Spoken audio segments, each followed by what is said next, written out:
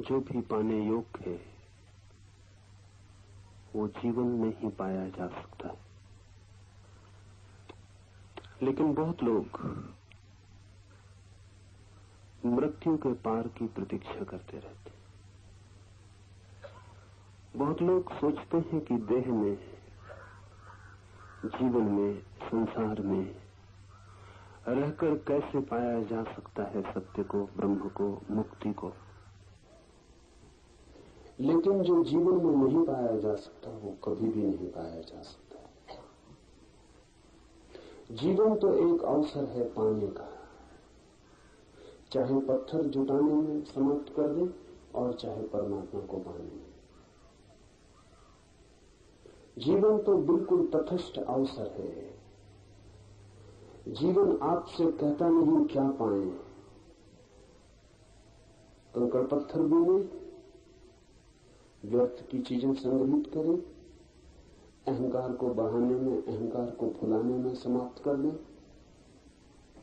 तो जीवन रोकेगा नहीं कि मत करो ऐसा। और चाहे तो सत्य को, स्वयं को, जीवन की जो आत्यंतिक गहराई है उसको पाने में लगा दें, तो भी जीवन बाधा नहीं डालेगा कि मत करें ऐसा। जीवन सिर्फ अवसर है तटस्थ, जो भी उपयोग करना चाहे कर ले। लेकिन बहुत लोगों ने अपने को धोखा देने का इंसान कर रखा है। वो सोचते हैं जीवन तो है संसार के लिए, ऐसे विभाजन उन्होंने बना लिए। जीवन तो है भोग के लिए, तो फिर मृत्यु ही बच जाती है योग के लिए। लेकिन मृत्यु अवसर नहीं है, इसे थोड़ा ठीक से समझ लें। मृत्यु है अवसर की समाप्ति। मृत्यु का अर्थ क्या होता है? मृत्यु का अर्थ है कि अब कोई अवसर ना बचा। जीवन है अवसर, मृत्यु है अवसर की समाप्ति। इसलिए मृत्यु से तो कुछ भी पाया नहीं जा सकता। पाने के लिए अवसर चाहिए। हमने बांट रखा है। हम कहते हैं जीवन है भोग के लिए, फिर जब जीवन रिक्त हो जाएगा तब योग। हमने ऐसी कहानियां कर रखी है कि मरते आदमी को कान में, जबकि उसे सुनाई भी नहीं पड़ेगा, क्योंकि जिंदों को सुनाई नहीं पड़ता,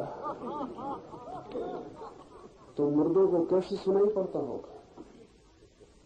मरते हुए आदमी के कान में गायत्री पढ़ दो, कि प्रभु का नाम ले दो, कि राम राम की रटन लगा दो। जो जिंदगी भर में सुन पाया गायत्री, सुनी तो भी नहीं सुन पाया, सुनी तो भी समझ नहीं पाया, वो मरते वक्त जबकि इंद्रियां जवाब दे रही होंगी, आंखें देखेंगी नहीं, कान सुनेंगे नहीं, हाथ छुएंगे नहीं, जबकि प्राण लीन हो रहे होंगे बीच में, तब वो गायत्री सुन पाएगा। वो तो नहीं सुन पाएगा, लेकिन फिर लोग क्यों सुनाए चले जा रहे हैं? इसमें भी राज है। वो मरता हुआ आदमी कुछ नहीं सुन पाता, लेकिन जो जिंदा सुना रहे हैं उनको यह आश्वासन बना रहता है कि मरते वक्त कोई हमें भी सुना देगा और काम हो जाएगा। उन्होंने कहानियां कर रखी, इन बेईमानों ने कहानियां कर रखी। वो कहते हैं एक आदमी मर रहा था, उसके बेटे का नाम नारायण था, उसने जोर से पुकारा नारायण। वो नारायण जो ऊपर है धोखे में आ गए। वो अपने बेटे को अपनी तरकीबें बताने जा रहा था कि ब्लैक मार्केट कैसे करना, दूसरा खाता कैसे रखना, वो ये समझाने के लिए बुला रहा था।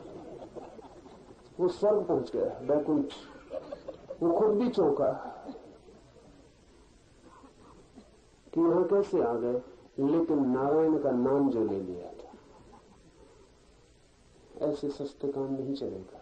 और जो नारायण ऐसे धोखे में आता हो, समझना वो भी धोखे का ही नारायण हो। जीवन में धोखे नहीं चलते। अपने मन को समझाने की बात और मृत्यु है अवसर की समाप्ति। इस अर्थ को ठीक से समझ लें। मृत्यु कोई अवसर नहीं है और जिसमें आप कुछ कर पाएंगे। मृत्यु है सब अवसर का नष्ट हो जाना। आप कुछ भी ना कर पाएंगे। करने का कोई उपाय ही मृत्यु में नहीं। करने का अर्थ है जीवन। इसलिए जो भी करना हो वो जीवन में ही कर लेने का है। ये सूत्र कुछ बहुमूल्य शब्दों का प्रयोग करता है। जिसको जीवित अवस्था में ही कैवल्य की प्राप्ति हो गई है, वह देह रहित होने पर भी ब्रह्म रूप रहेगा। जिसने जीवन में ही जान लिया है अपने स्वरूप को, वही केवल जब देह गिरेगी तो ब्रह्म रूप रहेगा। क्योंकि जिसने जीवन भर जाना हो कि मैं देह हूं, मरते वक्त मूर्छित हो जाएगा, पूरी मूर्छा में आ जाएगा। मृत्यु बहुत कम लोगों की जागते हुए होती है। मृत्यु होती है सोते हुए, मरते हुए, मूर्छित, बेहोश। आप होश में नहीं रहते मरते वक्त, नहीं तो आपको पिछली मृत्यु का स्मरण रहता है। बेहोशी में जो घटता है उसका स्मरण नहीं रहता। इसलिए तो लोगों को पता नहीं कि वो बहुत बार जन्मे हैं और बहुत बार मर चुके, क्योंकि जब भी मरे तब बेहोश थे। और जो बेहोश मरता है वो बेहोश जन्मता है। क्योंकि मृत्यु और जन्म एक ही चीज की दो घटनाएं हैं। इधर एक आदमी मरता है, ये एक छोर हुआ, फिर वही आदमी एक गर्भ में प्रवेश करता है, वो दूसरा छोर हुआ। मृत्यु और जन्म वो एक ही चीज के, एक ही सिक्के के दो पहलू। जो बेहोश मरता है वो बेहोश जन्मता है। इसलिए आपको ये भी पता नहीं कि आप पहले कभी मरे थे, और आपको ये भी पता नहीं कि आप जन्मे हैं। ये जन्म की खबर भी दूसरों ने आपको दी है। अगर कोई आपको बताने वाला ना हो कि आप जन्मे, आपको कोई स्मरण नहीं आएगा कि आप जन्मे। ये बड़े मजे की बात है। आप जन्मे हैं इतना तो पक्का है, पीछे मरे हो न मरे हो,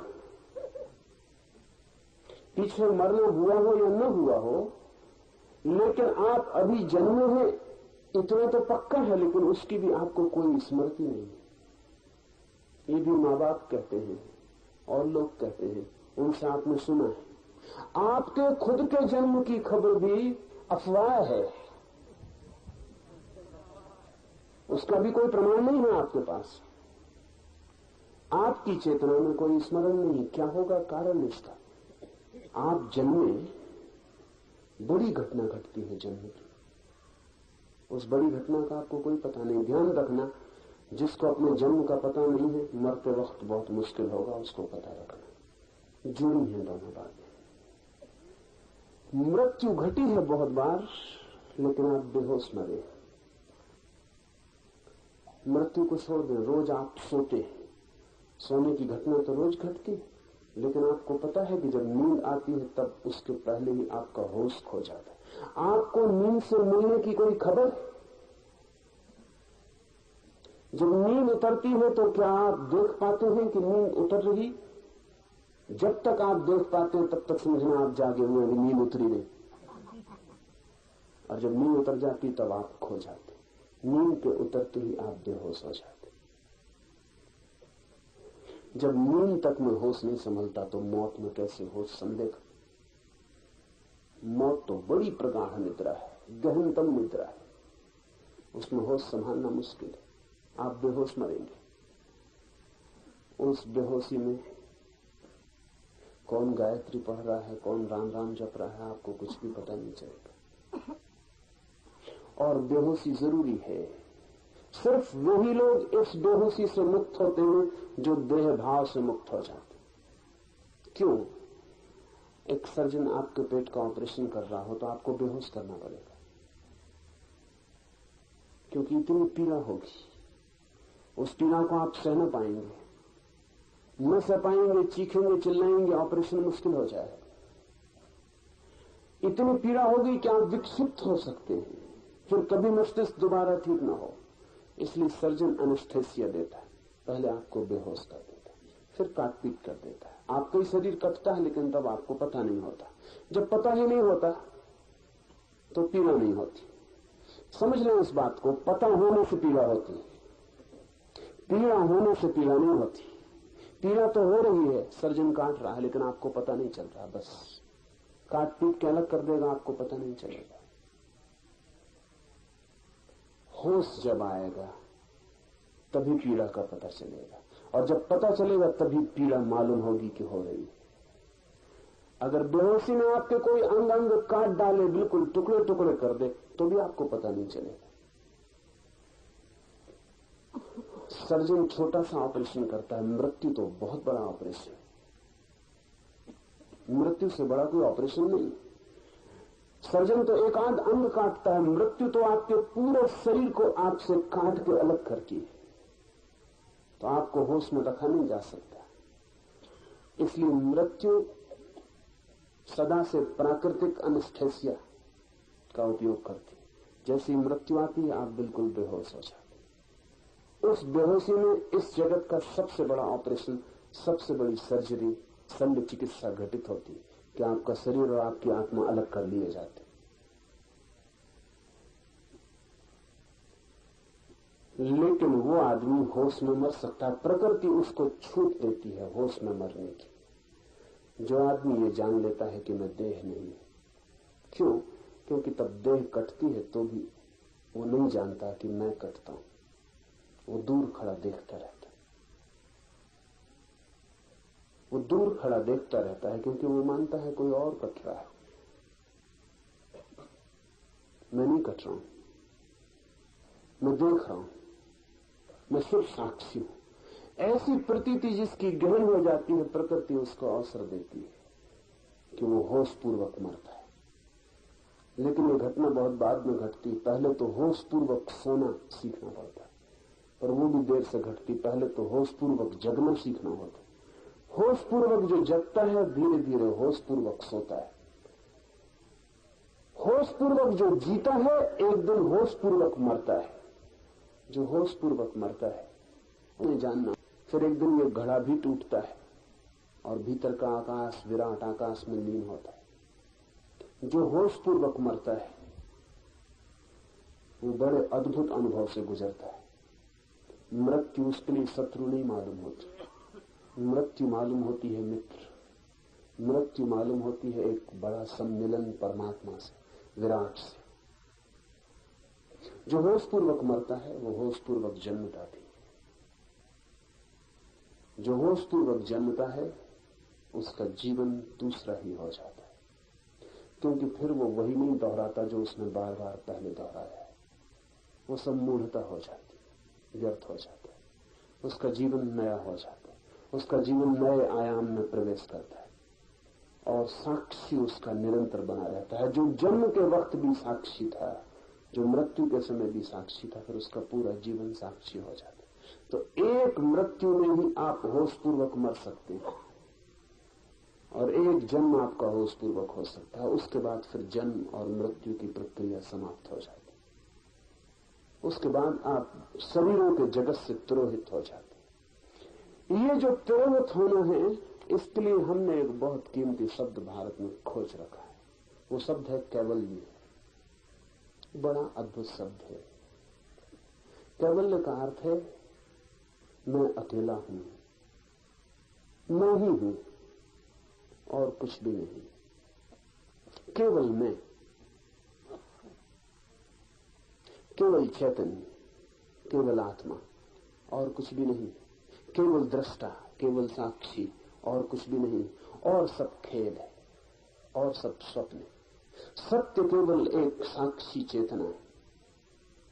जो देख रहा है वही सत्य है, जो दिखाई पड़ रहा है वो सत्य नहीं है। केवल इस अनुभव का नाम है। इसे हम थोड़ा समझें। आप बच्चे थे, फिर आप जवान हो गए, फिर आप बूढ़े हो गए,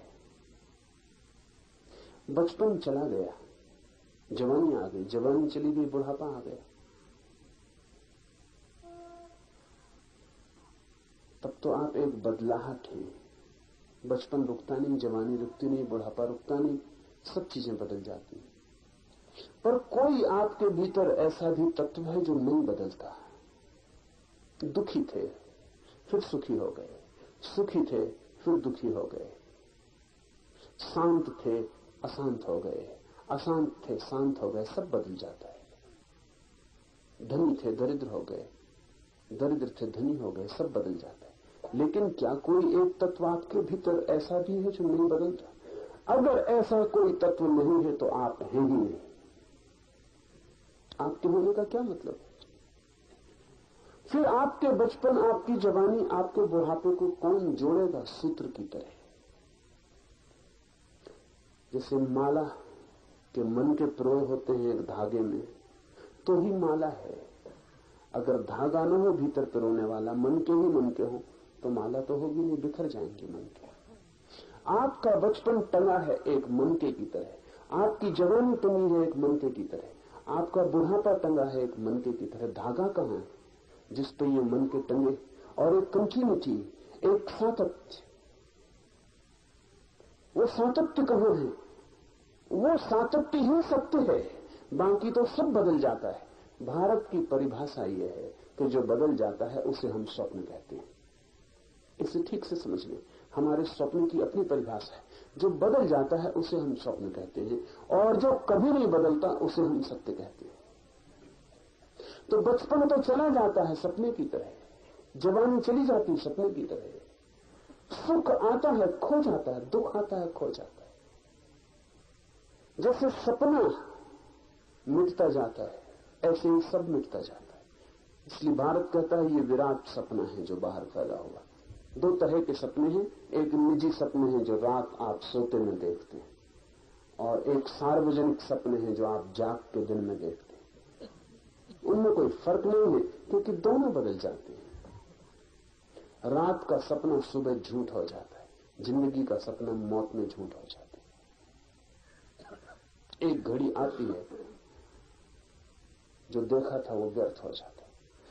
तब सत्य है कुछ या नहीं, लेकिन स्वप्न के होने के लिए भी सत्य का आधार चाहिए। परिवर्तन के लिए भी कोई आधार चाहिए जो बदलता ना हो, नहीं तो परिवर्तन भी असंभव है। वो आधार कहां है हमारे भीतर? ऋषि का सूत्र कहता है साक्षी भाव आधार है। बचपन को देखा आपने, बचपन बदल गया, लेकिन देखने वाला जो आपके भीतर है वो नहीं बदलता। फिर जवानी आई, जवानी देखी आपने, फिर जवानी भी चली गई, लेकिन जिसने देखी वो नहीं बदलता। उसी ने बचपन देखा, उसी ने जवानी देखी, उसी ने बुढ़ापा देखा, उसी ने जन्म देखा, उसी ने मृत्यु देखी, उसी ने सुख, उसी ने दुख, उसी ने सफलता, उसी ने असफलता, सब बदलता जाता है। सिर्फ एक जो देखता रहता है, सबका अनुभव करता रहता है, वो भर नहीं बदलता। उस सूत्र को ही हम आत्मा कहते हैं, वही सत्य है। इस एक को न बदलने वाले को जान लेना कैवल्य है। जिस दिन कोई व्यक्ति इन सपनों से अपने को हटाकर, इस धागे मनकों से हटाकर इस धागे के साथ अपने को जान लेता है कि मैं ये धागा हूं, ये सतत चैतन्य, ये सतत साक्षी भाव, यही मैं हूं, बस ये चैतन्य ही मैं हूं, ऐसी प्रतीति जब सघन अनुभव बन जाती है, विचार नहीं अनुभव, शब्द नहीं प्रतीति, ऐसा जब भासने लगता है तो उसे हम कहते हैं वो व्यक्ति कैवल्य को उपलब्ध हो गया। उसने उस एक को जान लिया जो जानने योग्य है, उसने उस एक को पा लिया जो पाने योग्य है, और उस एक को पाकर वो सब पा लेता है, और हम उस एक को खोकर सब खो देते हैं। सपनों को पकड़ते हैं, पकड़ भी नहीं पाते कि सपने खो जाते हैं, मुट्ठी खाली रह जाती। रात देखा कि संध्यात हो गए, सुबह उठ के पाते हैं कि मुट्ठी खाली है। जिंदगी में देखा ये हो गए वो हो गए, मरते वक्त पता चलता है मुट्ठी खाली है। पकड़ा था जिन्हें, मुट्ठी बांधी थी जिनके ऊपर, वे ऐसे ही खो गए जैसे कोई हवा को मुट्ठी में बांधे, मुट्ठी बन जाती है, हवा खो जाती। सब सपना सिद्ध होता है। ध्यान रखें, सपने से हमारा मतलब ही इतना है कि जहां जहां परिवर्तन है, जहां जहां बदलाहट है, वहां वहां सत्य नहीं है। जो सदा अपरिवर्तित एक रूप है, वो क्या है? इस जगत में खोजते रहे, कहीं भी वो एक रूप रहने वाला सत्य नहीं मिलेगा। अपने में खोजेंगे तभी दृष्टा भाव में मिलेगी वो सूत्रबद्धता, वो सातत्य जो एक है। इसे कहा कैवल्य। उस एक को जान लेना देह रहने पर ही, तो फिर देह के गिरते ही ब्रह्मरूप अनुभव होता है। हे निर्दोष, इसलिए समाधिनिष्ठ होकर विकल्पों से शून्य बन। कैसे जान पाएंगे हम उस एक को? प्रक्रिया है विकल्पों से शून्य बन। ये विकल्प शब्द भी समझ लेने जैसा है। विकल्प का मतलब है जिन जिन चीजों का विपरीत होता है वे विकल्प है। जैसे सुख, तो उसका विपरीत होता है दुख। अगर आप सुख चाहते हो तो दुख मिलेगा, वो आपको झेलना ही पड़ेगा। वो कीमत है जो सुख पाने के लिए चुकानी पड़ती है। अगर आप चाहते हैं प्रेम, तो घृणा झेलनी पड़ेगी, वो कीमत है। अगर आप चाहते हैं सफलता, तो असफलता आपके हाथ आएगी, वो सफलता की छाया है, उसी के साथ आ जाती है। विकल्प का अर्थ है द्वंद्व का जगत, जहां हर चीज दो है और एक को चाहो तो दूसरे में फंस जाना पड़ता है। जिसने एक को चाहा वो दूसरे में उलझेगा ही, बचने का कोई उपाय नहीं है। बचने का एक ही उपाय है कि दोनों को छोड़ दो। विकल्प शून्य बन जाए, उसका अर्थ है जहां जहां द्वंद्व है वहां वहां चुनाव मत कर, चुनाव छोड़ दे। इसे थोड़ा समझ ले, क्योंकि ये गहरे ले जाने वाली बात है। जहां जहां दो हो सकते हैं, जहां जहां अगर आप शांति चाहते हैं तो आप अशांति में फंसते रहेंगे। बड़ा कठिन लगेगा ये मामला, क्योंकि सुख दुख का समझ में आ जाता है, सफलता असफलता मान अपमान का समझ में आ जाता है, शांति और अशांति भी मामला वही है, द्वंद्व का। इतना ही नहीं, अगर आप मुक्ति चाहते हैं तो आप बंधन में पड़ते रहेंगे, क्योंकि द्वंद्व तो वही है। विकल्प तो बन जाता है, विपरीत खड़ा हुआ है सामने। तो जो आदमी कहता है कि मुझे मुक्ति चाहिए, वो फंस जाएगा। मुक्ति तो मिलती है उसको जो द्वंद्व में चुनाव नहीं करता। शांति मिलती है उसको जो द्वंद्व में चुनाव नहीं करता, जो मानता नहीं कि मुझे शांति चाहिए, जो कहता है शांति हो कि अशांति, मुझे दोनों में कोई चुनाव नहीं करना, वो आदमी शांत हो जाता है।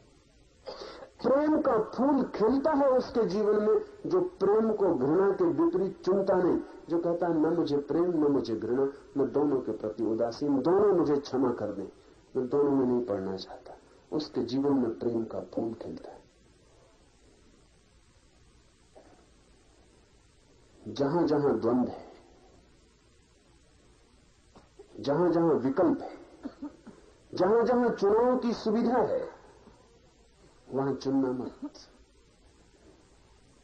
पर हम सदा चुनते हैं और हमें कभी ख्याल नहीं आता कि जो हम चुनते हैं वही हमारा उलझाव है। जब आप चुनते हैं सुख, तब आपको ख्याल में भी नहीं है कि आपने दुख चुन लिया। दुख आ गया, दुख ने भी आपके द्वार से प्रवेश कर लिया। क्यों? प्रक्रिया समझ लें। मैं चाहता हूं सुख मिले, कई बातें घट गई इस चाह में। एक तो कि मैं दुखी हूं, सिर्फ दुखी ही सुख को चाहता है। सुखी सुख को क्यों चाहेगा? हम वही मांगते हैं जो हमारे पास नहीं है। जो हमारे पास है उसे हम कभी नहीं मांगते। इसलिए तो दुख को कोई भी नहीं मांगता, क्योंकि दुख सबके पास है। सुख को लोग मांगते हैं क्योंकि उनके पास नहीं है। तो जिस दिन आप कहते हैं सुख चाहिए, उस दिन एक बात तो आपने ये बता दी कि आप दुखी। दूसरी बात, जो भी सुख आप मांग रहे हैं अगर वो न मिला तो और घने दुख में उतर जाएंगे। मिलने की कोई गारंटी नहीं, और अगर मिला तो भी दुख में उतर जाएंगे, क्योंकि मिलकर पता चलेगा कि सोचे थे कितने कितने सपने सुख के मिलने से पूरे होंगे, वो कोई पूरे नहीं होते। सब सुख दूरी में दिखाई पड़ता है, पास आने पर खो जाता है। जब तक हाथ में नहीं होता सुख तब तक सुख, हाथ में आते दुख हो जाता है। इसका मतलब यह हुआ कि सुख होता है दूरी में, सुख वस्तु में नहीं होता, सुख होता है दूरी में, सुख होता है आशा में, सुख होता है प्रतीक्षा में। जब आ जाता है, जैसे जैसे पास आने लगता है वैसे वैसे सुख तिरोहित होने लगता है, और जब बिल्कुल हाथ में आ जाता है तो दुख हो जाता है। दुख न तो किसी वस्तु में है, न सुख किसी वस्तु में है। दूरी जितनी ज्यादा हो उतना सुख, निकटता जितनी हो उतना दुख। ये तो बड़ा जटिल जाल है। जिसको हम पास लाते हैं उससे दुख मिलने लगता है। तो जितना हम सुख मांगते हैं एक तो मिलेगा नहीं, क्योंकि मांगने से कुछ मिल नहीं जाता। नहीं मिलेगा तो फ्रस्ट्रेशन, विषाद घेर लेगा। मिल जाएगा तो विफलता हाथ लगेगी और रिक्तता घेर लेगी कि व्यर्थ गई मेहनत, कुछ पाया नहीं, दौड़े धूपे श्रम उठाया और जो मिला वो ये है। जो इतना चमकदार मालूम पड़ता था दूर से, जो ढोल बहुत सुहावने मालूम पड़ते थे, वे पास आके साधारण ढोल साबित हो गए। जो चुनेगा वो उलझ जाएगा संसार में। संसार है चुनाव, मोक्ष है अचुनाव, चुनना ही मत। सुख आए तो सुख से राजी हो जाना, और दुख आए तो दुख से राजी हो जाना, लेकिन भीतर चुनाव मत करना कि मैं ये चाहता हूं। अपनी मांग इस जगत के सामने जो नहीं रखता वो जगत से मुक्त हो जाता है। इसे थोड़ा ठीक गहरे में जाने दें। इस जगत से जो कुछ भी नहीं मांगता, ये जगत उसे फंसा नहीं सकता। इस जगत से कुछ भी मांगा कि आप फंस गए।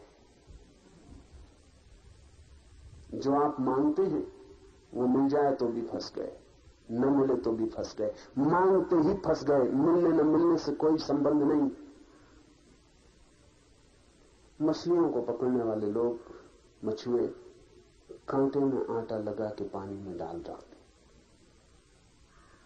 इनसे सिर्फ वही मछली बचेगी जो मुंह खोलेगी नहीं। जिस मछली ने मुंह खोला वो फंसी। सभी मछलियां आटे के लिए मुंह खोलती, कोई मछली इतनी ना समझ नहीं कि कांटे के लिए मुंह खोलती। सभी मछलियां आटे के लिए मुंह खोलती। मछुआ भी इसलिए कांटे में आटा लगा के डाल के बैठा हुआ। मछली फंसती है आटे के कारण। सभी लोग सुख चाहते हैं और दुख का कांटा सुख में से निकल आता। सभी लोग सम्मान चाहते हैं और सम्मान में से ही अपमान का कांटा निकल आता है। और सभी लोग शांति चाहते हैं और शांति ही अशांति बन जाती। उस मछली का ख्याल करें जो इस आटे और इस कांटे में से चुनाव ही नहीं करती, जो उदासीन इस आटे के पास से तैरती हुई चली जाती। इसको पकड़ना असंभव है। ऐसी मछली की तरह हो जाएं इस जगत में कि जिसका कोई चुनाव नहीं, जो चुनती नहीं, जो मांग नहीं करती। फिर आपके ऊपर कोई बंधन हो नहीं सकता, आप पकड़े नहीं जा सकते। संन्यास्त होने का अर्थ है विकल्प में चुनाव छोड़ देना। इसलिए ध्यान रखना, संन्यास संसार के विपरीत विकल्प नहीं है। और जिन लोगों ने संसार का अर्थ संसार के विपरीत बना रखा है वो संसार में ही उलझे रहेंगे। लोग हैं ऐसे, वो कहते हैं कि संन्यास जो है वो संसार के विपरीत है। हम तो संसार में हैं, हम कैसे सन्यासी हो जाएं? हम तो तब सन्यासी होंगे जब हम संसार छोड़ेंगे। उनका सन्यास भी द्वंद्व है। संसार और सन्यास उनके लिए दो पहलू हैं, विरोधी। वो कहते हैं अगर हम संसार चुनेंगे तो सन्यास कैसे चुने, अगर हम सन्यास चुनेंगे तो हम संसार कैसे चुने। अगर सन्यास का अर्थ द्वंद्व है तो सन्यास का अर्थ ही खो गया। सन्यास का अर्थ ही है निर्द्वंद हो जाना। हम चुनते ही नहीं, जो हो जाता है उसे स्वीकार कर लेते हैं, जो नहीं होता उसकी हम मांग नहीं करते। ऐसी भाव दशा सन्यास है।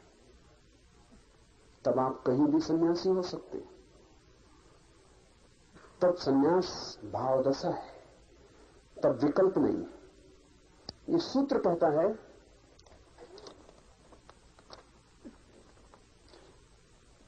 इसलिए हे निर्दोष, समाधि निष्ठ होकर विकल्पों से शून्य बन।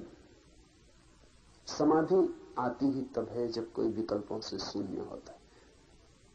जिस समय निर्विकल्प समाधि द्वारा आत्मा का दर्शन होता है, उसी समय हृदय की अज्ञान रूप गांठ का पूर्ण नाश हो जाता है। दो तरह की समाधियां कही हैं। एक समाधि है सविकल्प समाधि, वो नाम मात्र को समाधि। सविकल्प समाधि का अर्थ है कि किसी व्यक्ति ने शांत होना चुन लिया। इसे समझ लें। अक्सर लोग पहले तो यही चुनते हैं, संसार से बहुत पीड़ित हो जाते हैं तो अशांत हो जाते हैं, बेचैन हो जाते हैं, तो जो सोचते हैं ध्यान से शांति मिल जाए। अशांति के विपरीत शांति को चुनते हैं तो ध्यान से शांति मिलनी शुरू होती, लेकिन उस शांति की भी गहरे में अशांति का पहलू छिपा रहता है। वो विकल्प मौजूद रहेगा, क्योंकि आपने शांति को चुना ही अशांति के विपरीत है। जिसके विपरीत आपने चुना है उससे आप छूट नहीं सकते, वो मौजूद रहेगा। इतना हो सकता है कि जो आपने चुना है वो पहलू ऊपर आ जाए और जो आपने नहीं चुना है वो नीचे चला जाए, बाकी वो मिट नहीं सकता। चुनाव कभी भी द्वंद्व के बाहर नहीं ले जा सकता, द्वंद्व रहेगा। तो जो आप चुनते हैं वो चुनाव के कारण ही विपरीत मौजूद बना रहता है। तो आप शांत भी हो सकते हैं, लेकिन शांत होना आपका ऊपर ऊपर होगा। शांत होना ऊपर ऊपर होगा, भीतर अशांति छिपी रहेगी और आप सदा डरे रहेंगे कि अशांति कहीं फूट ना आए।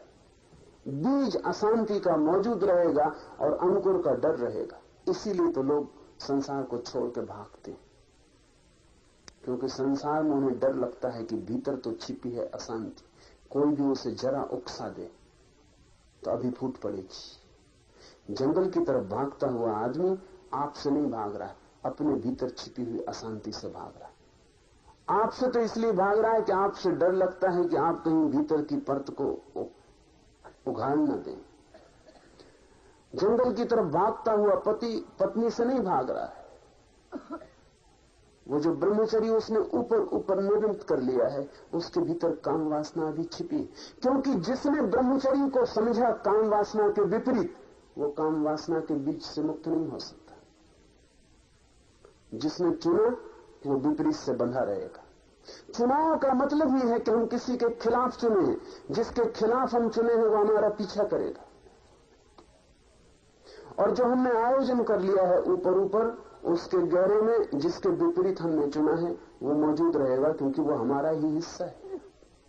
असल में हमने जिंदगी को दो हिस्सों में बांट दिया, एक को हमने चुन लिया और दूसरे को हमने चुना नहीं, और वो दोनों संयुक्त हैं। जिसको हमने नहीं चुना वो जाएगा कहां? वो हमारे साथ रहेगा। फिर हमें डर लगेगा।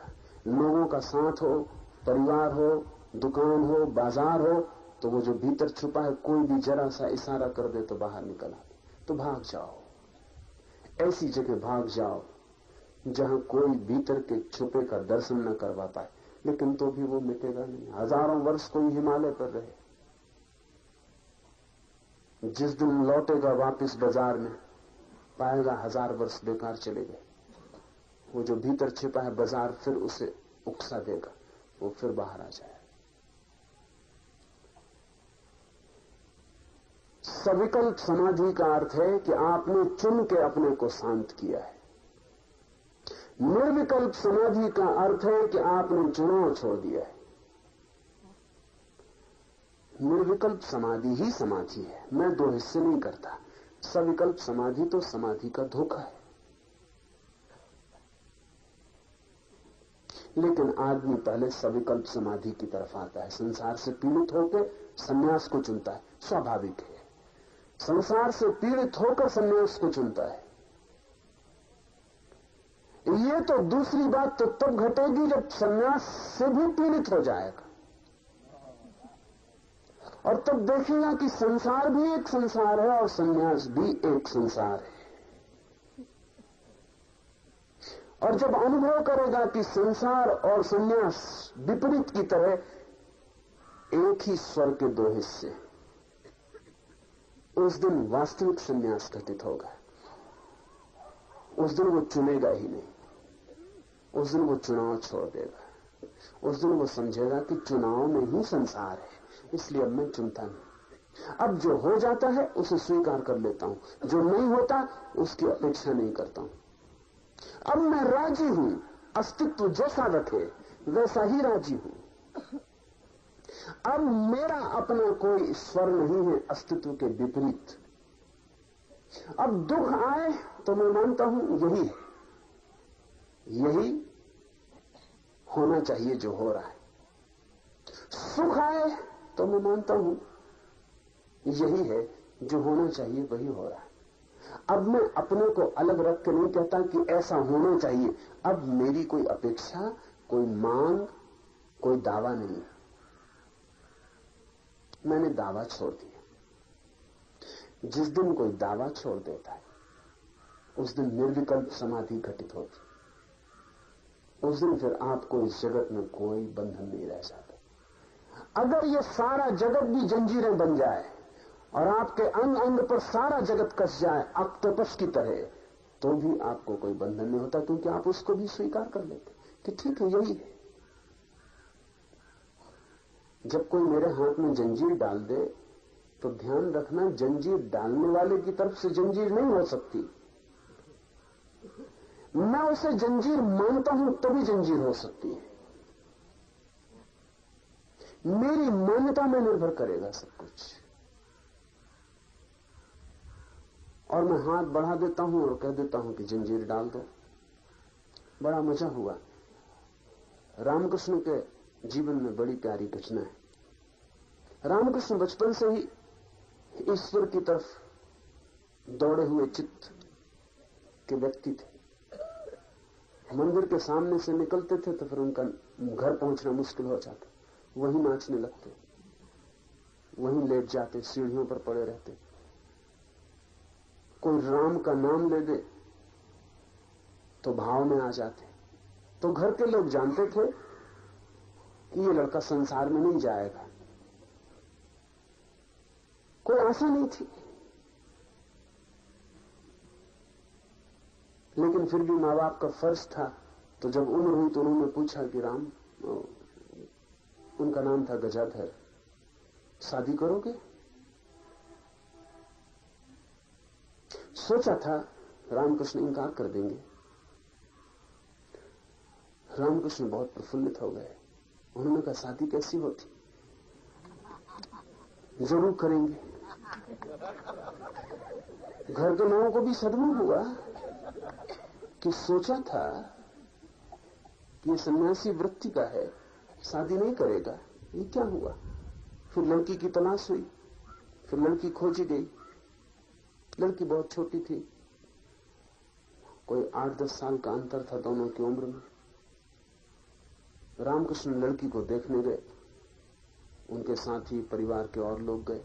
रामकृष्ण की मां ने एक 3 रुपए रामकृष्ण के खीसे में रख दिए कि कोई जरूरत पड़े, खर्च इत्यादि। पास ही गांव था ऐसे। रामकृष्ण सज धज के जैसा सजा धजा दिया पहुंच गए। लड़की बहुत प्यारी थी।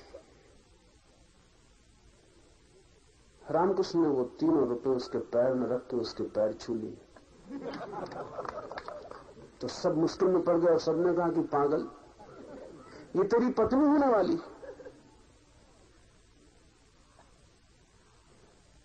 और तूने पैर छू लिए और ये 3 रुपए किस लिए चढ़ा दिए? तो रामकृष्ण ने कहा, मेरी मां जैसी प्यारी लगती। क्योंकि रामकृष्ण एक ही प्रेम जानते थे, वो मां जैसा प्रेम, बहुत प्यारी लगती है मां जैसी। इसको मैं मां ही कहूंगा, पत्नी भी हो तो हर्ज क्या। फिर शादी भी हो गई, लेकिन रामकृष्ण शारदा को मां ही कहते रहे, उसके पैर ही छूते रहे। और जब काली की पूजा का दिन आता तो वो काली की पूजा ना करके शारदा को बिठा लेते सिंहासन पर और उसकी पूजा कर लेते। वो कहते जब जिंदा मां है तो फिर मूर्ति की क्या जरूरत। पत्नी बंधन न रही, उसे बंधन की तरह देखा ही नहीं। हाथ बढ़ा दिया, जंजीर ले ली। आपके भाव दशा में निर्भर करता है।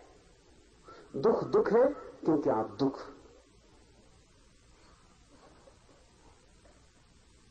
को नहीं चाहते और सुख को चाहते हैं, इसलिए दुख है। दुख इसलिए है कि उसके विपरीत को आप चाहते हैं,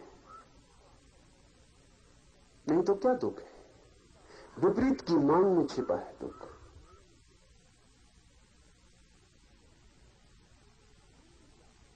अशांति क्या है? क्योंकि आप शांति को चाहते हैं, इसलिए अशांति है। हमारे चुनाव में हमारा संसार है। इस सूत्र कहता है जो चुनाव रहित हो जाता है, जो निर्विकल्प हो जाता है, उसे आत्मा का दर्शन होता है।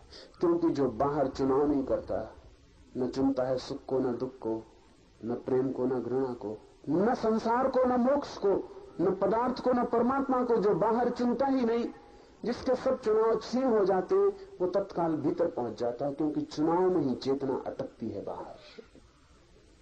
जिसे हम चुनते हैं उसमें हम अटक जाते हैं। जब कोई चुनता ही नहीं तो अटकाव नष्ट हो गया, उसका संबंध किनारे से छूट जाता है, उसका संबंध भीतर की मझधार से जुड़ जाता है, वो भीतर की धारा में लीन हो जाता है। आत्मा का दर्शन होता है उसे जो निर्विकल्प भाव को उपलब्ध होता है, और तब हृदय की अज्ञान रूपी गांठ पूर्णतः नष्ट हो जाती। आत्मा के ऊपर ही आत्मभाव को दृढ़ करके अहंकार आदि के ऊपर वाले आत्मभाव का त्याग करना, घड़ा वस्त्र आदि पदार्थों से जिस प्रकार उदासीन भाव से रहा जाता है, उसी प्रकार अहंकार आदि की तरफ से भी उदासीन भाव से रहना। ये उदासीन शब्द भी समझ लें। उदासीन का मतलब उदास रहना नहीं। उदासीन का मतलब है चुनाव रहित रहना। उदासीन का मतलब है कोई मतलब नहीं, ऐसे रहना, कोई प्रयोजन नहीं, ऐसे रहना। उसका शब्द से खतरा हो गया। उदासीन साधुओं का संप्रदाय है, वो थोक के उदास बने रहते हैं, क्योंकि वो समझते हैं उदास होने में उदासीनता है। उदास से कोई भी संबंध नहीं है। उदासीनता का शब्द भर का संबंध है, भाव का कोई संबंध नहीं। उदासीन का मतलब है कि हमारा कोई चुनाव ही नहीं है, क्या हो रहा है होने दो।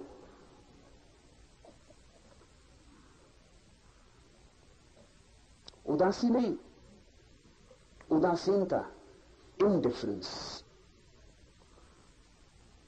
उपेक्षा। ठीक है, जो हो जाए ठीक है। जिससे घर में कोई रहता है, उदाहरण लिया है इस सूत्र में कि घर में वस्त्र हैं, घड़ा है, सामान है, बर्तन है, आप निकलते चले जाते हैं। घड़ा पड़ा है, कोई उस पर विशेष ध्यान देने की जरूरत नहीं पड़ती। कपड़े टंगे हैं, घर में टंगे हैं, आप उनके बीच से गुजर जाते हैं।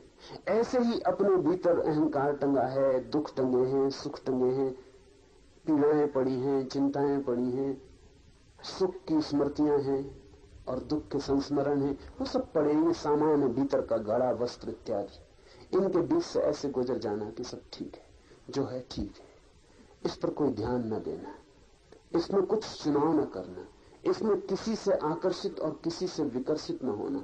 यह अर्थ है उदासीनता का। उदासीन आदमी अति प्रफुल्लित होता है, उदास नहीं। लेकिन ध्यान रखना, प्रफुल्लित का मतलब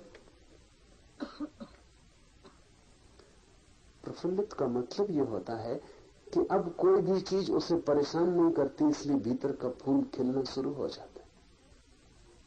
अब कोई चीज उसको हैरान नहीं करती, इसलिए भीतर वो आनंद में रहता है। उदासी थोप ली अगर आपने जबरदस्ती अपने ऊपर, तो आप प्रफुल्लित न हो पाएंगे। उदासीन होना, इसी तरह देखना प्रयोग करके।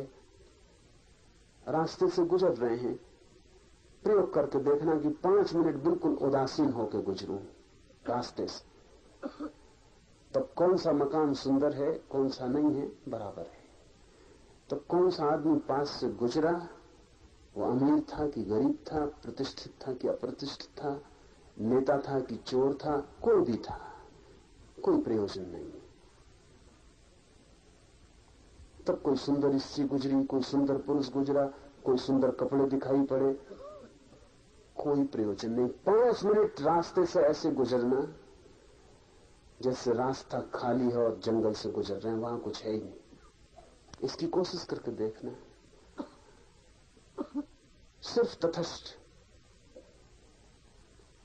तत्काल आप पाएंगे कि रास्ता व्यर्थ हो गया। उसकी सार्थकता आपके भीतर लगाव में थी।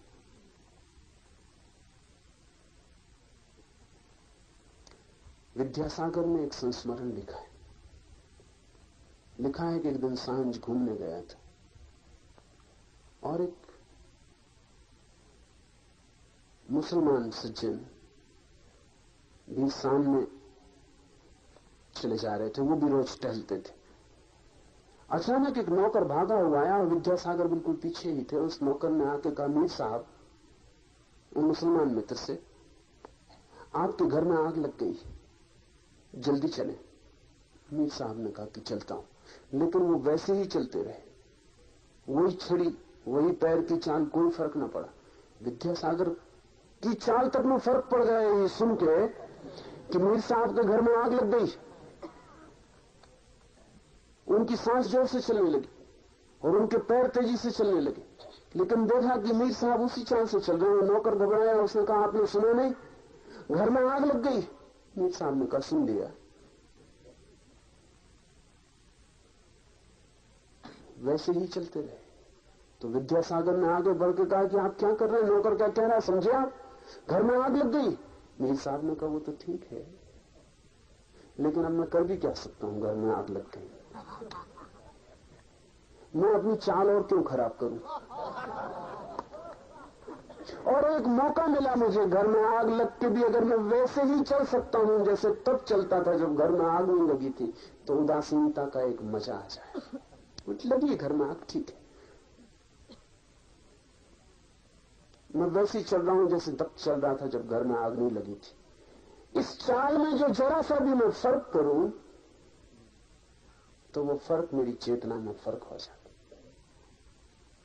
ठीक है, वो वैसे ही चलते रहे।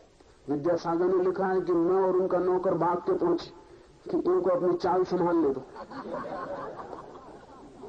हम बेचैन हो गए, घर बुझाया, आग बुझाने में लगे, रात भर नींद न आई। तो विद्यासागर ने लिखा है कि उस दिन जो देखा मैंने रूप मीर का, मैं समझ गया कि रात वो शांति से सोए होंगे। क्या फर्क पड़ा होगा? जिस आदमी की चाल में फर्क नहीं पड़ा, उसकी नींद में क्या खाक फर्क पड़ने वाला है? उदासीनता का अर्थ है एक तटस्थ वृत्ति, जो हो रहा है ठीक है, स्वीकार है, एक तथाता, उसमें कहीं कोई चुनाव नहीं। घर में आग लग गई, इससे बेचैनी नहीं होती है, समझ लें। घर में आग नहीं लगनी चाहिए थी, ये हमारी जो अपेक्षा है उससे बेचैनी होती। मेरा घर नहीं जलना चाहिए था, ये छिपी अपेक्षा है, पता भी ना हो, अचेतन में छिपी है, मेरा घर नहीं जलना चाहिए था।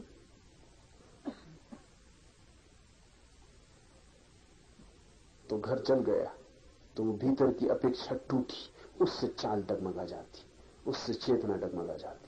लेकिन जिसकी कोई अपेक्षा नहीं, कुछ भी हो जाए, जो भी हो जाए, उसके विपरीत कोई भाव और आग्रह नहीं है, इसलिए चेतना नहीं डगमगाती। वो चेतना का अकंप होना ही उदासीनता है। ब्रह्मा से लेकर खंभ तक, पत्थर से लेकर परमात्मा तक, सब उपाधियां झूठी हैं। इसलिए एक स्वरूप में रहने वाले पूर्ण आत्मा का ही सर्वत्र दर्शन करना। सब पद झूठे हैं, सब उपाधियां झूठी हैं, सब प्रतिष्ठाएं झूठी हैं, सब बनावटी हैं। चाहे सड़क के किनारे पड़ा हुआ पत्थर हो और चाहे आकाश में हमारा बिठाया हुआ परमात्मा हो, सब व्यर्थ है। एक उसका ही ध्यान रखना जो झूठा नहीं है, एक उस साक्षी भाव में ही लीन रहना। तो पत्थर भी अगर आप हो जाओ तो भी उसी साक्षी भाव में लीन रहना, और अगर ब्रह्मा भी बने दिए जाओ तो भी उसी साक्षी भाव में लीन रहना। तो फिर पत्थर और ब्रह्मा होने में कोई चुनाव नहीं लगेगा, क्योंकि वो साक्षी भाव एक ही है। गरीब है तो साक्षी भाव में लीन रहना, अमीर हो जाए तो साक्षी भाव में लीन रहना। तो फिर गरीबी अमीरी कोई फर्क नहीं लाएगी, क्योंकि वो भीतर एक ही धारा साक्षी भाव की बहती रहेगी। सब उपाधियां व्यर्थ हैं। जो बाहर से उपलब्ध होता है वो सब व्यर्थ है, और भीतर से जो उपलब्ध होता है वही सार्थक है। लेकिन भीतर से सिवाय साक्षी चैतन्य के और कुछ भी उपलब्ध नहीं होता है। हर हाल में, हर स्थिति में इस भीतर की आत्मा का ही दर्शन करते रहना। स्वयं ही ब्रह्मा, स्वयं विष्णु, स्वयं इंद्र, स्वयं शिव, स्वयं जगत, और स्वयं ही यह सब कुछ है। स्वयं से भिन्न कुछ भी नहीं। वही कैवल्य का भाव जो इस चैतन्य को अनुभव करता है, जो इस साक्षी को जान लेता है, उसके लिए फिर दूसरा मिट जाता है। फिर दी अदर, वो दूसरा नहीं है, फिर मैं ही हूं, फिर मेरा ही फैलाव है। क्योंकि जिस दिन मैं अपनी चेतना को जानता हूं, उसी दिन मैं ये भी जान लेता हूं कि आपकी चेतना मुझसे भिन्न नहीं है। जब तक मैं अपने शरीर को जानता हूं तब तक आप मुझसे भिन्न हैं, क्योंकि मेरा शरीर अलग है, आपका शरीर अलग है। ऐसा समझे कि एक दिया जल रहा है, मिट्टी का दिया है, एक और दिया जल रहा है, चांदी का दिया है, और एक और दिया जल रहा है जो सोने का दिया है। ये तीनों दिए अगर अपने मिट्टी, चांदी, सोने की देह पर ध्यान करें तो तीनों अलग अलग हैं, और तीनों समझेंगे कि तू मिट्टी का दिया, क्या मुझसे होड़ कर रहा है, मैं चांदी का दिया। और सोने का दिया कहेगा कि क्या बातचीत है लगा रखी, मैं सोने का दिया। लेकिन ये तीनों दियों में से एक भी दिया अगर ज्योति का अनुभव कर ले कि मैं ज्योति हूं, वो जो दिए में ज्योति चल रही, ज्योति का अनुभव होते ही क्या ये ज्योति का अनुभव करने वाला दिया मिट्टी के दिए से कह सकेगा कि तू मुझसे अलग? क्योंकि अब वो इसकी भी ज्योति ही देख पाएगा। अब वो दो व्यर्थ हो गई जो चांदी सोने मिट्टी की है। अब तो वो ज्योति ही सार्थक रह गई, जो ना चांदी है, ना सोना है, ना मिट्टी है, सिर्फ ज्योति है। ये दिया, इन तीनों में से एक भी दिया ये अनुभव कर ले कि मैं ज्योति हूं, उसके लिए सारे जगत के दिए उसके साथ एक हो गए। अब जहां भी ज्योति है वही मैं हूं। हम जब तक शरीर को देखते हैं तब तक हम अलग अलग हैं, और जब हम भीतर के साक्षी को देख लेते हैं जो हमारी शाश्वत ज्योति है, तब हम एक और अभिन्न हो जाते हैं। फिर वो जो पक्षी उड़ रहा है वृक्ष के पास, उसके भीतर जो छिपा साक्षी है वो भी मैं हूं, और वो जो ब्रह्मा है जो जगत को बनाता है और जगत का नियंता है, उसके भीतर जो साक्षी छिपा है वो भी मैं हूं। फिर जो रास्ते पर भीख मांग रहा है वो भी मैं ही हूं, और वो जो सिंहासन पर विराजमान सम्राट है वो भी मैं ही हूं। एक बार भीतर की ज्योति का अनुभव शुरू हो जाए तो आकृतियां व्यर्थ हो जाती हैं, तो देह पदार्थ अर्थहीन हो जाता है, फिर ज्योति ही सार्थक हो जाती है। और एक बड़े मजे की बात है कि चाहे दिया मिट्टी का और चाहे सोने का, ज्योति में कोई फर्क नहीं पड़ता है। क्या मिट्टी के दिए की ज्योति मिट्टी की हो जाती?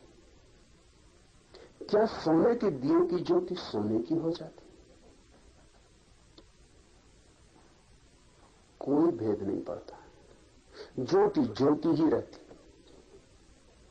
ज्योति एक सी ही रहती। ज्योति के होने में कोई भी अंतर नहीं आता देह के कारण, किसी की ज्योति में कोई अंतर नहीं आया। अज्ञानी से अज्ञानी के भीतर भी वही ज्योति जल रही है जो बुद्ध के भीतर जलती है, पर बुद्ध को इसका पता है और अज्ञानी को इसका पता नहीं। और पता में क्या फर्क है? बुद्ध ने दिए का ऊपरी रूप की फिक्र छोड़ दी और भीतरी ज्योति का पता लगा लिया, और अज्ञानी अभी ऊपरी रूप मिट्टी सोने चांदी की देह से घिरा है और ज्योति की खोज नहीं कर पाया, लेकिन ज्योति मौजूद है। मैं ही हूं सब में फैला हुआ, ऐसी प्रतीति का नाम अध्यात्म। दो तीन जरूरी सूचनाएं। पहले दिन मैंने आपसे कहा प्रसन्न रहें, प्रफुल्लित रहें, आनंदित रहें, हंसते रहें, जितना हंस सके, अकारण भी तो हंसते रहें। लेकिन एक बात मैंने जान के छोड़ दी थी, जान के मैंने ये सूचना आपको नहीं दी थी कि जब मैं यहां बोल रहा हूं तब आप अकारण ना हंसे, लेकिन वो मैंने जान के छोड़ दी थी। मैं पता लगाना चाहता था कि दो चार बुद्धिमान जरूर आए होंगे, वो जब मैं बोल रहा हूं तब भी हंसेंगे, और उनकी हंसी के कारण वो खुद भी समझने से वंचित रह जाएंगे जो मैं कह रहा हूं, और दूसरों को भी बाधा देंगे। और मेरा अनुमान गलत नहीं निकला, वो दो चार बुद्धिमान मौजूद हैं। उनमें एक दो तो पंजाब से मैं सुनता था कि पंजाब में कुछ बुद्धि लोगों के पास ज्यादा होती, मगर मैंने इस पर कभी भरोसा नहीं किया था, अब भी भरोसा नहीं करता। हालांकि वो दो पंजाबी मित्र पूरी कोशिश कर रहे हैं भरोसा दिलवाने की, वो तो ठीक है, लेकिन ये मैंने कभी नहीं सोचा था कि उनके सत्संग में दो चार गुजराती भी ऐसा करेंगे। गुजरातियों से ज्यादा बुद्धि की आशा नहीं थी, मगर वो पंजाबियों से होड़ ले रहे। मूढ़ता में भी होड़ शुरू हो जाती। और ध्यान रखें, अति पर चला जाना सदा आसान है, मध्य में रुकने का सवाल है। या तो सकल सूरत मुर्दे की तरह बना के बैठे रहेंगे, और या फिर मूढ़ की तरह प्रफुल्लता प्रकट करने लगेंगे, वो भी प्रफुल्लता नहीं।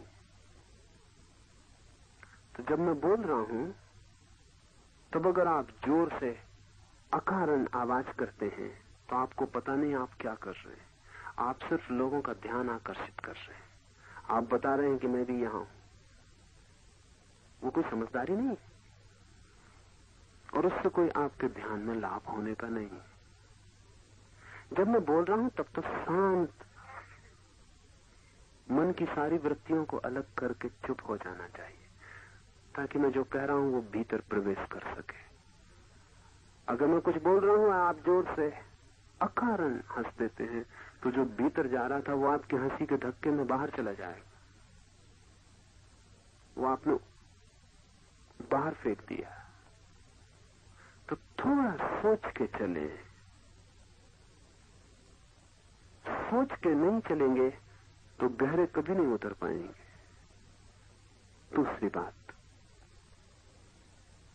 कल मैंने सूचना करवाई है कि सुबह के ध्यान में ही वस्त्र उतारना चाहें तो उतारें, उपयोगी है।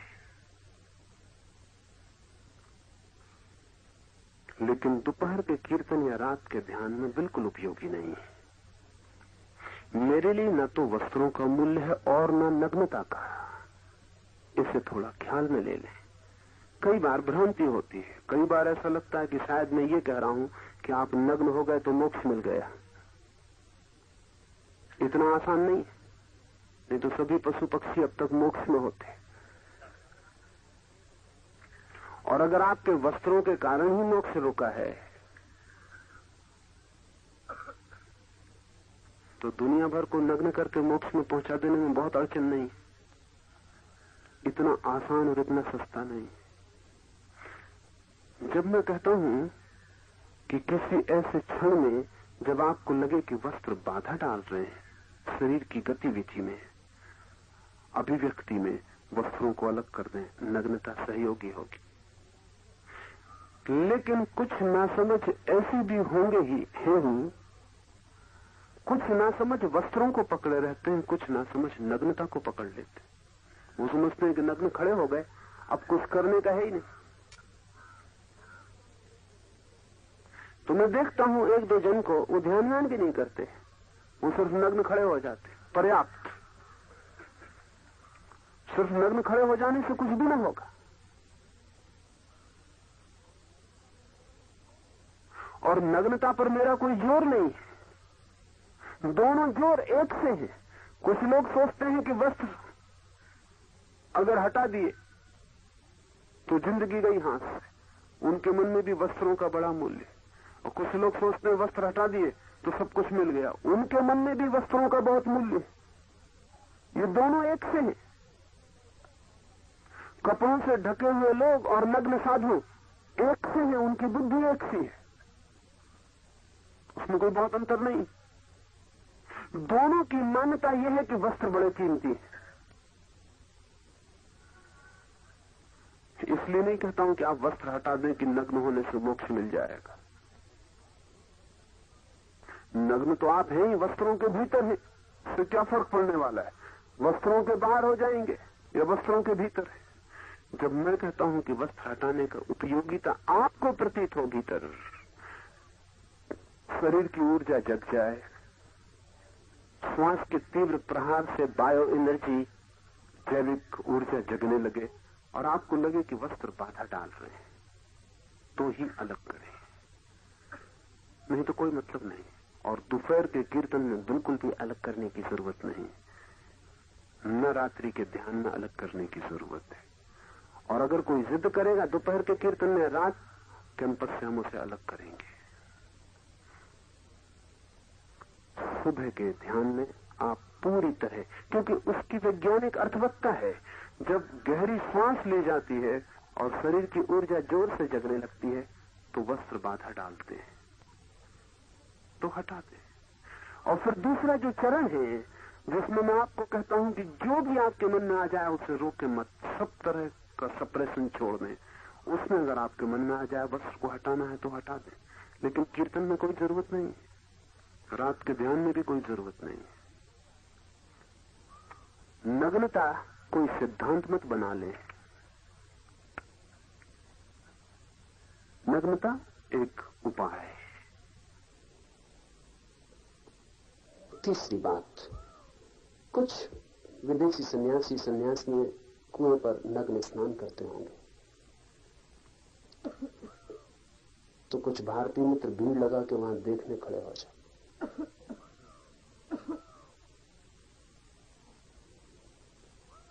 ऐसी नासमझी ना करें। नहाना हो तो नग्न होकर आप भी नहा लें, लेकिन कोई दूसरा नग्न होकर नहा रहा उसे देखने आप जाते हैं तो आप अपने मन की न मालूम कितनी दबी हुई रुग्ण वृत्तियों की खबर देते। दो तरह के पागल हैं, एक ऐसे पागल हैं जो दूसरों को नग्न देखना चाहते हैं, और ऐसे भी पागल हैं जो खुद को नग्न होकर दूसरों को बताना चाहते हैं। मनोविज्ञान में इन सब पागलों के अलग अलग रोगों के नाम हैं। पश्चिम में ऐसे बहुत से लोगों पर मुकदमा चलता है अदालतों में, जो अचानक अपने को नग्न करके किसी को दिखा देते हैं। उनको एग्जीबिशनिस्ट कहते हैं, प्रदर्शनकारी। यहां भी ऐसे एक आध दो मित्र आ गए हैं जिनका कुल मजा इतना मालूम पड़ता है कि उनके शरीर का दर्शन दूसरों को हो जाए। और ये अक्सर ऐसे लोग होते हैं जिनका शरीर दर्शन के योग्य होता भी नहीं। दर्शन के योग्य हो तो कोई ना कोई उनके शरीर का दर्शन करने खुद ही पहुंच जाएगा। दर्शन के योग्य नहीं होता, भीड़ भड़क के मिनार में खड़े हो जाते हैं कि कोई देखने तुमको पहुंचता नहीं, ऐसे कोई देख ले। इस तरह की बीमारियों का कोई प्रयोजन नहीं है। और कुछ लोग होते हैं कि दूसरे को नग्न देखने में लगे रहते हैं, ये भी रोकन है, ये भी रोकन है। किसी से आपका लगाव है, किसी से आपका प्रेम है, और इतनी आत्मीय निकटता है तो बस अपने आप गिर जाते हैं और व्यक्ति एक दूसरे को नग्न अनुभव नहीं करते। उस प्रेम में वे निकट अनुभव करते हैं, वस्त्रों की बाधा भी हट जाती। लेकिन जिससे आपका कोई लगाव नहीं है उसको जाके नग्न देखना घृणित है, क्षुद्र है, और आपके भीतर छिपे हुए रोग की खबर देता है। मैं रास्ते में आ रहा था तो मेरे साथ इंग्लैंड की एक सन्यासिनी है, विवेक थी। बीच में एक जगह गाड़ी खड़ी हुई, नाके पर 4-5 गधे गाड़ी के पास आके खड़े हो गए। तो मैंने विवेक को पूछा कि इंग्लैंड में तेरे इतने बड़े गधे होते हैं कि इनसे भी बड़े गधे होते हैं? तो उसने कहा स्लाइटली बिगर, थोड़े बड़े होते। मैंने उसको कुछ कहा नहीं क्योंकि मैं तो मजाक ही कर रहा था। लेकिन फिर कल मुझे खबर दी कि यहाँ कुएं के आसपास भीड़ लगा के लोग खड़े होते, तो आज मैं उससे कहने वाला हूं कि तू गलती में, भारत का मुकाबला करना मुश्किल है, गधे तो यही बड़े होते।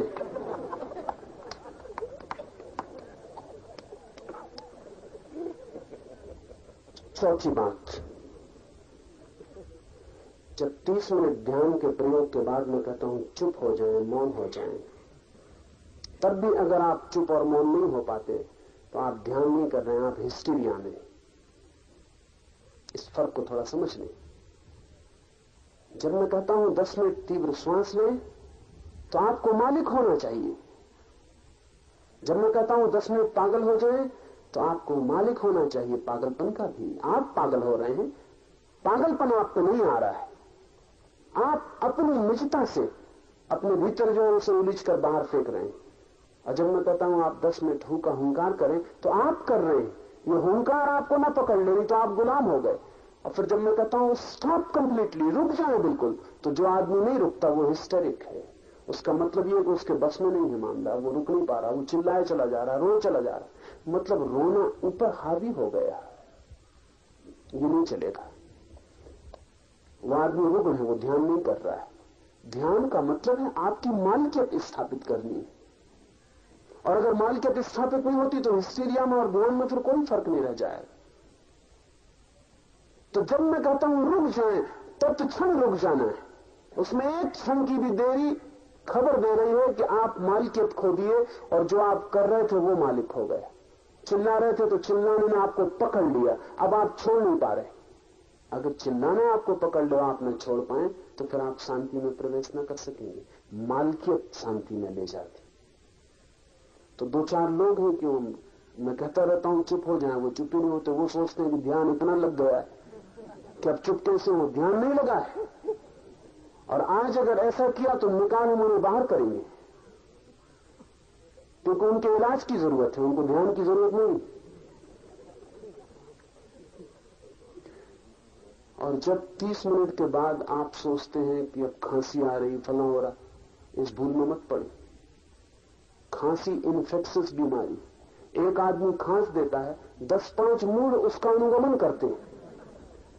उसकी खांसी भला वास्तविक रही हो, ये 10-5 अनुगमन करते हैं, क्योंकि कल रात आपने देखा खांसी भी रुक गई। वो कैसे रुकी? जब मैंने कहा खांसी भी नहीं, तो वो कैसे रुकी? वो झूठी थी। खांसी भी नहीं चलने देंगे। और जरा प्रयोग करके देखें, 10 मिनट में प्राण नहीं निकल जाएंगे। आपको पता नहीं कि मन कितनी तरकीबें करता है। मन कहता बड़ी खांसी आ रही, खांस लो, वो उसने दिल में डाल दिया। आप खांस लिए, आप सोचे क्या करें, खांसी तो मजबूरी थी। ये मजबूरी नहीं थी। आप ख्याल करते हैं मैं 2 घंटे बोलता हूं तब आपको एक दफा खांसी नहीं आती, और जब 10 मिनट आपको चुप रहने को कहता हूं तो एकदम खांसी आने लगती। अगर खांसी ही आनी चाहिए तो उसी अनुपात में चलनी चाहिए पूरे वक्त, वो नहीं चलती। सिनेमा में बैठे 3 घंटे खांसी नहीं आएगी। क्या हो क्या जाता है? मंदिर में गए एकदम खांसी शुरू। ये मंदिर में कोई खांसी के कीटाणु बैठे हुए? खांसी सिनेमा गृह में चले समझ में आ सकता है, क्योंकि वहां कीटाणु है काफी। मंदिर में चलती है जहां बिल्कुल सब स्वच्छ सफाई है। कारण मानसिक है। ये खांसी शारीरिक नहीं है जो आपको आती है, ये मानसिक है। इसको रोके, बिल्कुल रोके। 10 मिनट में क्या होगा? ज्यादा से ज्यादा प्राण निकल जाएंगे ना। किसी के निकलते कभी सुन नहीं गए कि 10 मिनट खांसी रोक ली तो उनके प्राण निकल गए। 10 मिनट खांसने से भला निकल गए हो, खांसी रोकने से कभी नहीं निकले। कृपा करें, बिल्कुल रोक दें, बिल्कुल मुर्दा हो जाएं। जब मैं कहता हूं स्टॉप, रुकें, तो रुक जाएं, बिल्कुल जड़ हो जाएं, तो काम व्यर्थ हो जाता। वो शक्ति जगती है, उसको भीतर काम करने का मौका नहीं मिल पाता। खांसी वांसी में निकाल के अपने घर वापस लौटते, फिर मेरे पास आके कहते हैं कि कुछ हुआ नहीं। खांसो, इतना भी क्या कुछ कम हो रहा है? मेरे पास आते हैं कि ध्यान नहीं हुआ।